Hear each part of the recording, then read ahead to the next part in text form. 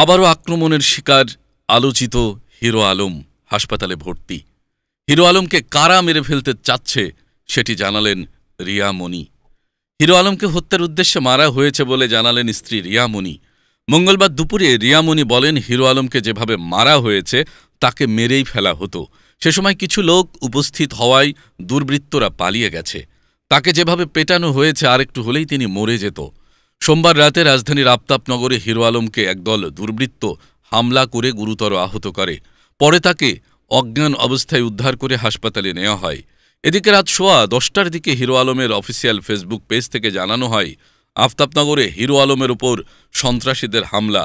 অজ্ঞান অবস্থায় তাকে উদ্ধার করে মুগদা মেডিকেল কলেজ হাসপাতালে ভর্তি করা হয়েছে।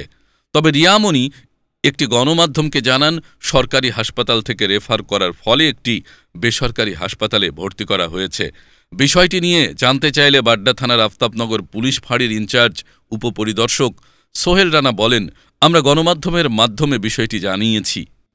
ঘটনাস্থল নিশ্চিত হওয়ার চেষ্টা চলছে। এখনও সঠিক স্পট সম্পর্কে তথ্য পায়নি। তবে রিয়ামণি গণমাধ্যমকে বলেন, হিরো আলম গতকাল রাতে হাঁটতে গিয়েছিল আফতাবনগরে। হাঁটতে হাঁটতে সে লোহার ব্রিজের দিকে যায়। পরে এম ব্লকে তাকে ধরে নিয়ে ইচ্ছে মতো মারা হয়।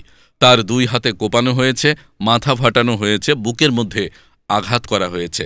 কারা মেরেছেন এ বিষয়ে এখনও জানে না রিয়ামণি। তিনি বলেন, নিশ্চয়ই পূর্বশত্রুতার জেরেই তাকে মারা হয়েছে। এভাবে কেউ কাউকে এমন করে মারে না। নিশ্চয়ই তাকে মেরে ফেলার জন্য এভাবে মারধর করা হয়েছে। এর দ্রুত বিচার চাই আমরা।